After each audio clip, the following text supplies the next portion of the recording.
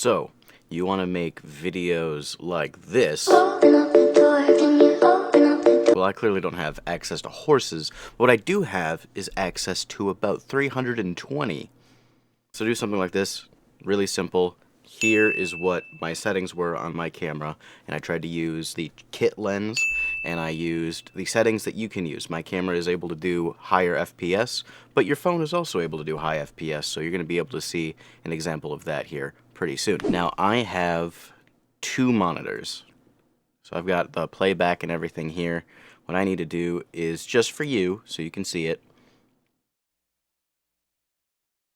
is turn off dual screen, just so this is a little bit easier for you. I also have an ultra-wide monitor, so I'm sorry for having to do a little bit more work here. So I've got a couple of clips here. I actually wanted to move these around because I reviewed the footage earlier, but I remember the Canon 70D can do 60 frames a second. So all of this was shot in 60. Ideally, you want to do at least 120, and you're going to see why here in just a bit. Here's the fun part. I'm using DaVinci Resolve. It's free. I pay for it, but you can get it perfectly free, and you can do all this stuff on your own. What I'm going to do right now is I'm going to go to File, and I'm going to go to Project Settings, and then right here, use Vertical Resolution. And there you go. Now it's ready to be used like it's going to be on Instagram and Facebook. And the thing is, I haven't lost anything because I can go to the editor. There's effects. That's not what I want. Editor, metadata, mixer, not mixer, inspector, that's what I wanted. Inspect a gadget, do-do-do-do-do-do.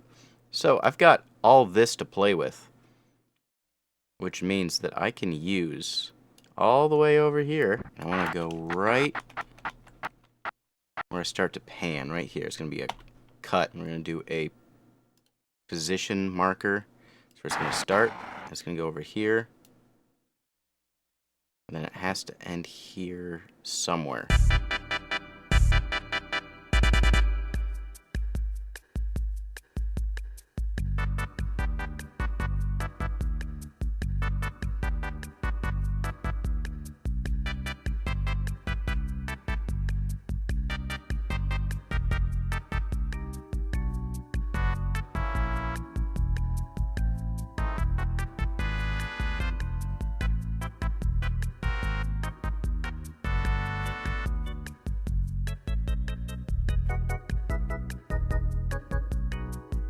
So, now that we have all this, we have to figure out what parts we're going to slow down, which means spacing these out a little bit. Regular there. This part I am slowing down, so I'm going to right-click and change clip speed is what I want. I can do, I think 50%. Oh. Hold on. Sorry, there's an extra little step here. Change clip speed is ripple timeline 50. I think this will work. So there's going to be a lot of retiming here, and I do apologize for all of the back and forths. There's a lot of stuff. I've been recording for almost an hour. Here we are. This is regular time. It's slowed down.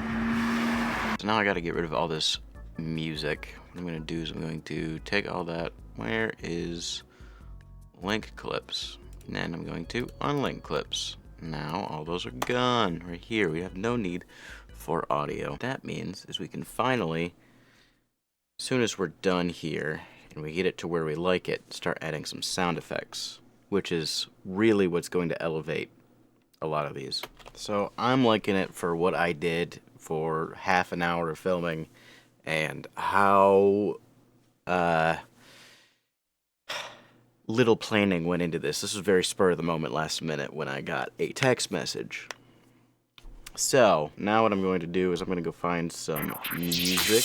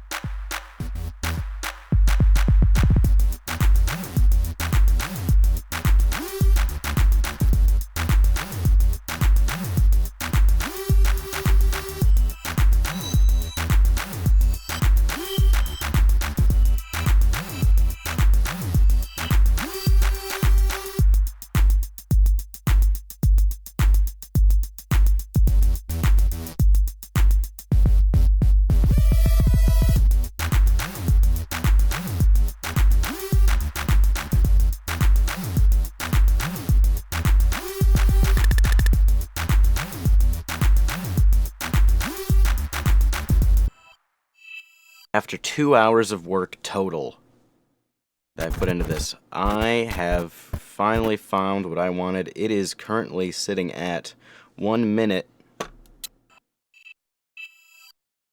16 seconds, which means, technically speaking, it should be about 16 seconds shorter to be a fully approved short. So I'm going to go through this real quick, see what I can do to shorten it up and not ruin everything, which I probably should have figured out before I did all this fun stuff, but you know what? It's part of the remembering process.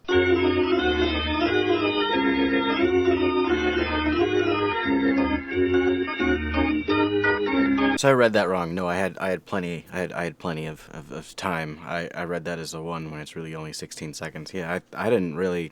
Okay. Anyway, I've got it all. So now what's fun is, this is all 16 seconds, which is great.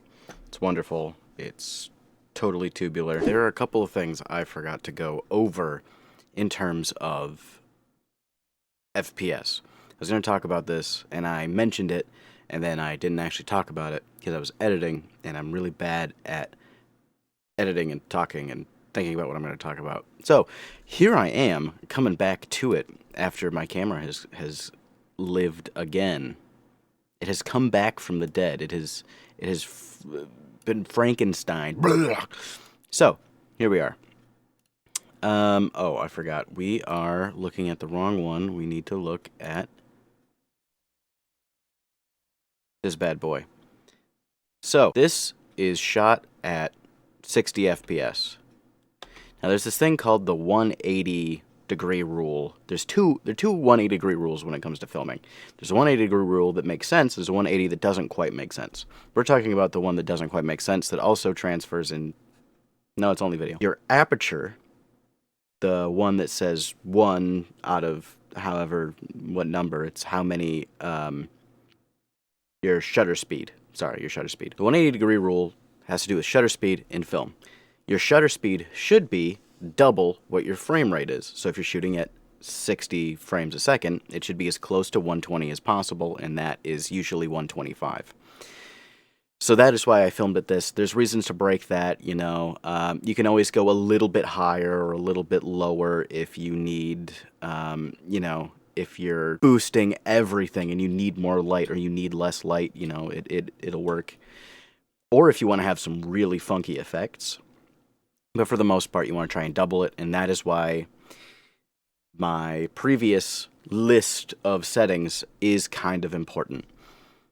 But here's what happens at 60 FPS. This is the slow-mo you're going to get. That slow-mo is 50% slowed down, and you really can't do more than 50 without it being awkward. Here, let me try to do clip speed of 25%. You see just how jittery it is? It can't do more than 50. It just won't work. So that's fairly slow. It's not great, but there's workarounds. However, the reason why I upgraded from the Canon 70D, one of the reasons, is because I wanted better slow-mo. So I can do 120. Your phone can do 120, and your phone can do 240. Here's 120. 120 is usually my favorite. There's no real reason to use 240 unless you're doing like you need it. Like you are capturing something fast. Now here's 120. That's fairly slowed down, and that was it out of my phone. It had already slowed itself down. Let me change the clip speed to 50% of that.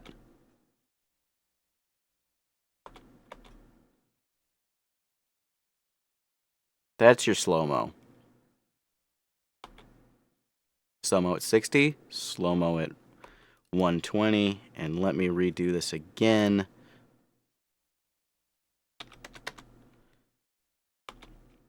And here's slow-mo at 240. It's just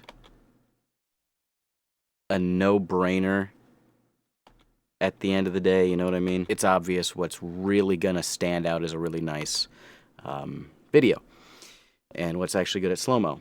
Now, the other thing I was going to show you that I realized was on my second monitor. So this is what I watched for reference. It's always good to have some sort of reference, and I'm filming a BMW and I want to know what kind of music they have, and I want to know what they're adding.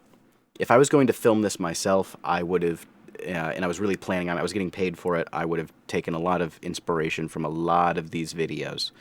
So this is the 4 series, the one that we had that was on the that I filmed was a 4 series, a 435i. It was not an M4, but nobody really cares. So I'm listening to the music. The music is very techno. This is a feat of technology. I'm listening to that music, and that's what went into me choosing the music that I did. There's a lot of showing this off. There was glitches. That was what gave me the idea for glitches that you're about to see. It wasn't crazy. It was something I did real quick. BMW uses a lot of blue and red in their logos, especially for the M Sport.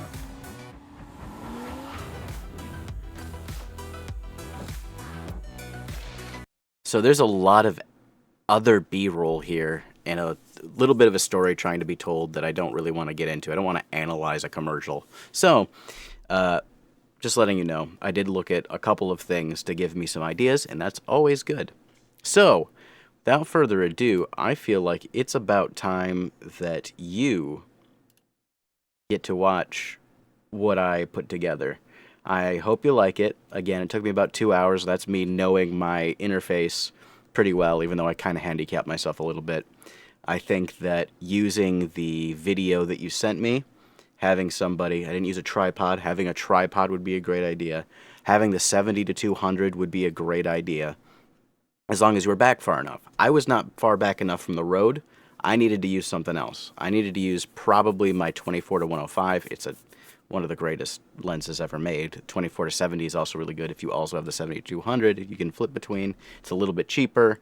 But for horse riding, where no one can really get close to you, I think the 7200 is a very good lens to grab, so that you can get some of these close-up shots. You can use the full the full capabilities of the 16:9 and turning it vertical. You have 3 times as much space to work with, and it'll look. If you give it the time, you'll be very happy with it. And without further ado, I hope you like this. Yay!